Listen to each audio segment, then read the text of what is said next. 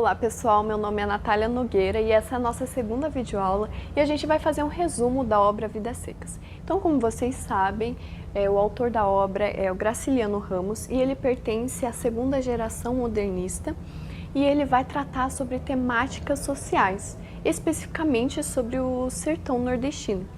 Então, nessa obra em específico, a gente conhece uma família de retirantes, ele vai fazer uma crítica social a respeito da seca e como ela impõe aos retirantes uma vida muito dura, muito precária.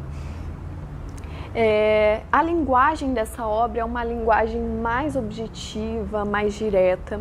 Então, o Graciliano, para abordar sobre esse tema, ele escolheu também, na linguagem, mostrar uma secura, uma precariedade, então é uma linguagem mais objetiva. E assim, vocês vão perceber quando vocês lerem o livro que há vários termos muito regionais ali do sertão nordestino e que às vezes a gente não entende muito bem, mas dá uma conferida lá na nossa apostila que a gente colocou vários termos, várias terminologias que pra gente é muito estranho, mas conforme você vai lendo, vai fluindo bastante, a narrativa é bem fluida e muito gostosa de se ler. E o narrador ele é em terceira pessoa e é um narrador onisciente. Então ele vai adentrar ali no mundo das personagens, no mundo interior das personagens. O que a gente vê? Que os personagens, eles não falam muito entre si. Essa família tem pouco diálogo, diálogos minguados, quase nada. Eles não têm, por causa do ambiente, né, por causa da seca e tudo mais, eles não têm relações muito próximas. Então, é interessante que há uma contraposição, porque a narrativa, o modo como o narrador ele vai trazendo a história, ele vai dando voz ao mundo interior das personagens. Ele vai dando voz a o que Fabiano, por exemplo, não consegue expressar. Então o Fabiano ele tem pouco domínio da palavra, a gente vê que eles se comunicam mais com expressões guturais e tudo mais, com gestos, e não tem muita fala. Os personagens em si, então a gente tem o Fabiano, né, que é o pai, assim a Vitória, o menino mais novo, temos o menino mais velho, a baleia e o papagaio. O papagaio, logo no começo, a gente já sabe que ele morreu, né? Então, no primeiro capítulo, já nos apresenta ali os personagens em si, eles estão se retirando para um lugar que eles não sabem onde que é, onde eles vão encontrar um lugar para ficar.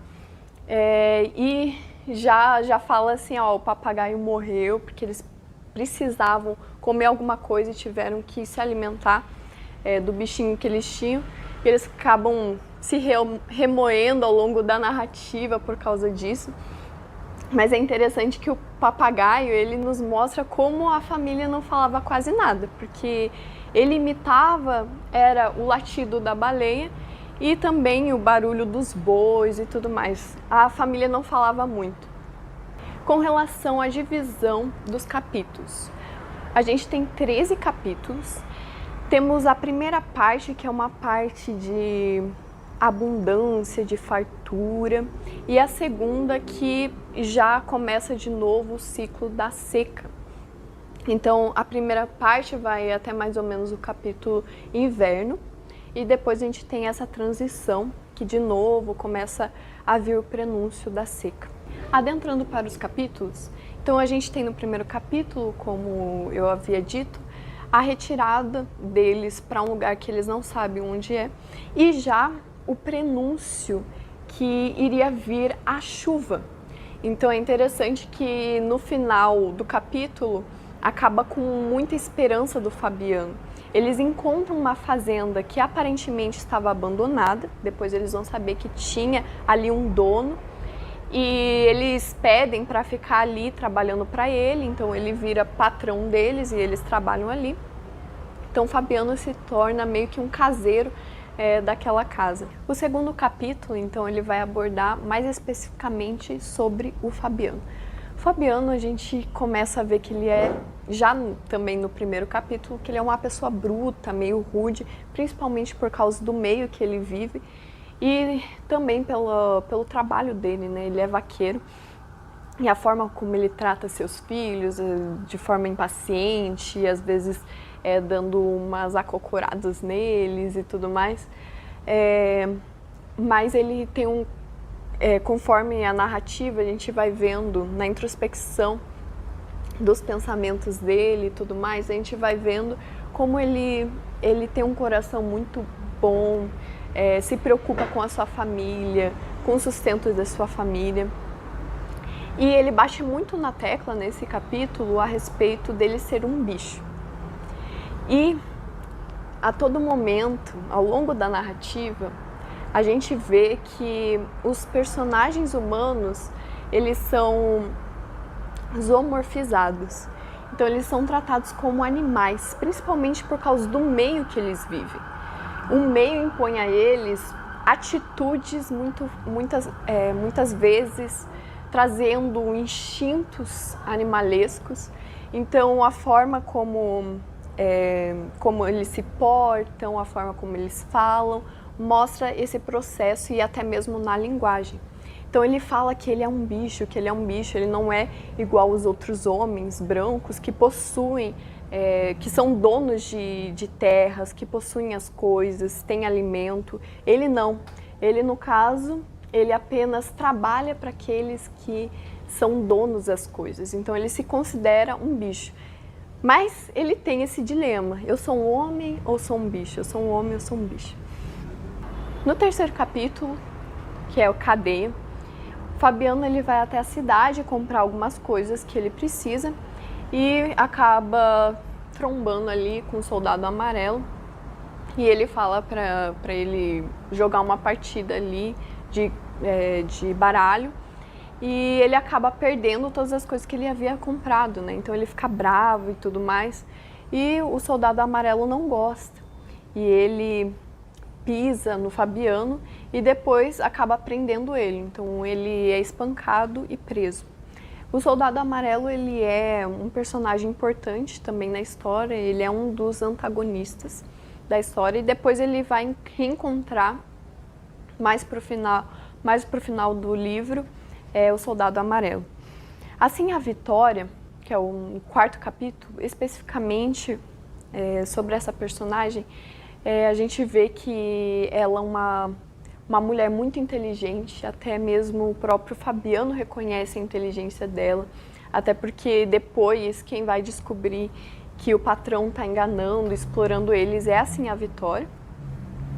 E ela é uma personagem que parece que reconhece mais a vida precária dessa família de retirantes, da família deles. E ela almeja algo melhor para a vida deles. Então ela sempre fala para o Fabiano que quer uma cama de couro, que eles precisam comprar uma cama de couro, igual o seu Tomás Abolandeira. O seu Tomás Abolandeira era o antigo patrão deles e eles têm nele uma imagem muito positiva. Eles almejam ser igual, principalmente Fabiano, almeja ser igual ao seu Tomás Abolandeira, até porque ele era um dos únicos que tratavam eles com maior humanidade.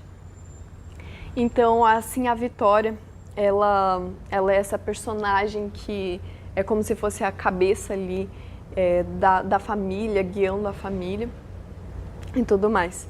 E daí a gente tem o menino mais velho, né? O menino mais novo, quer dizer, que é o quarto capítulo. O menino mais novo é interessante porque ele vê no pai uma grande referência.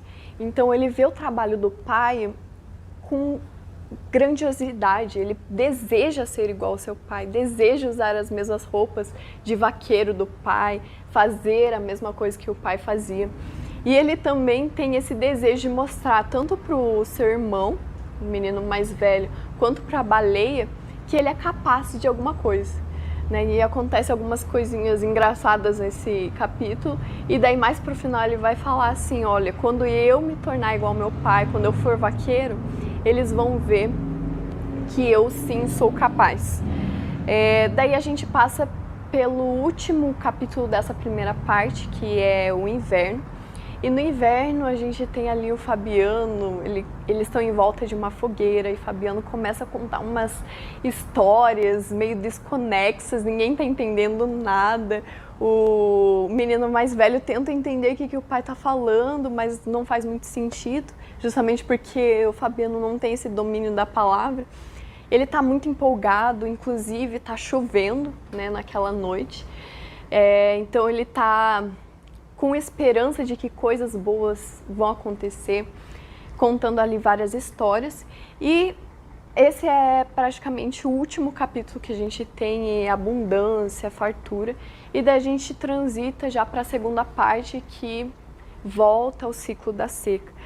Depois temos no sexto capítulo, se não me engano, o capítulo da baleia, né, que é uma personagem que acho que todo mundo que escuta falar sobre vidas secas lembra dessa personagem, justamente porque ela tem um papel grande nessa família e justamente porque ela tem muita consciência e uma percepção incrível das coisas que acontecem ao seu redor.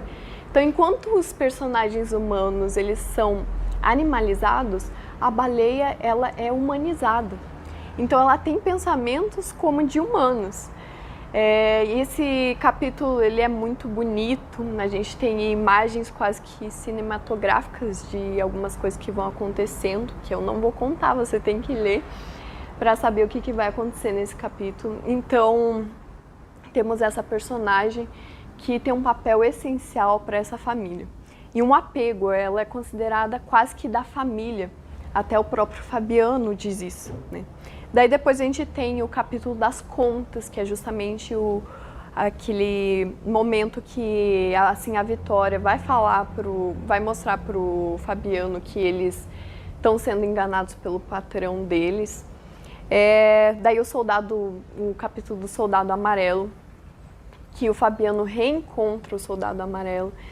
E a gente vai ver ali o que ele vai fazer. Eu não vou falar o que ele vai fazer, mas vocês têm que ler para saber. Será que ele vai agir de forma vingativa, né, com tudo que aconteceu, que ele foi preso e tudo mais?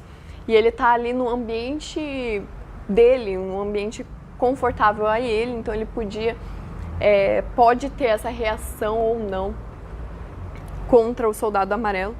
E temos o capítulo Mundo Coberto de Penas, que leva o nome do nosso projeto, né? E a gente colocou justamente porque mostra esse prenúncio da seca. Mundo Coberto de Penas porque aves migratórias que prenunciam a vinda da seca, então aves que estão emigrando. E Fabiano tem muita raiva dessas aves porque elas bebem justamente a água dos bois e acaba matando os bois.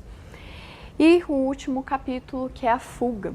Então, novamente, retoma de novo aquele ciclo da seca e eles têm que se retirar.